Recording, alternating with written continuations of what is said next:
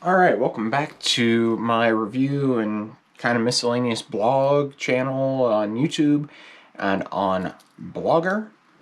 Today we're going to be unboxing a PlayStation DualSense wireless controller for PlayStation 5, obviously, since it's a DualSense. We're just going to jump right into this. And we're going to cut the tape here at the top.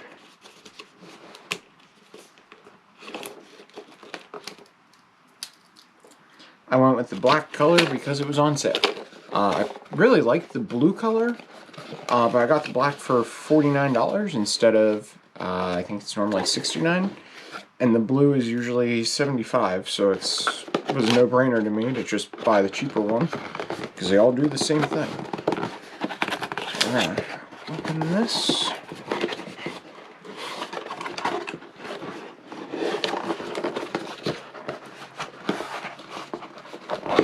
There we go.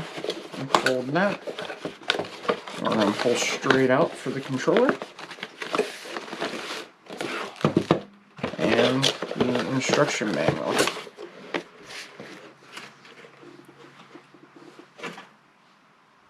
So they give you a little, folded safety. I think it shows you how to pair it as well.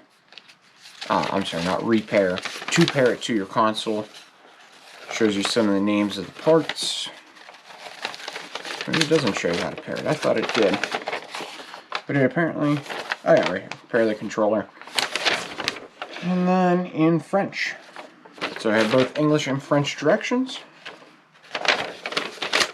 Though it is pretty easy to pair a controller to the PlayStation.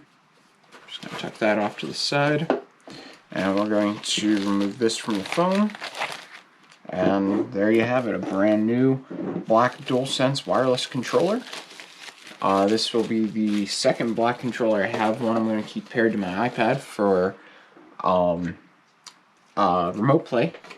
And then the other one I'm going to keep paired to the console, so I have two ready to play on the console at home.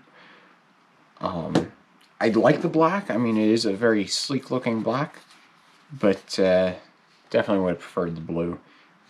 One thing to note for people who may be wanting this for a different application, a PC or something, it does not come with USB-C cable, so just FYI, make sure you have a spare USB-C cable if you're going to hook it in wired anywhere else, but of course it uses Bluetooth, so you can always just pair it with Bluetooth.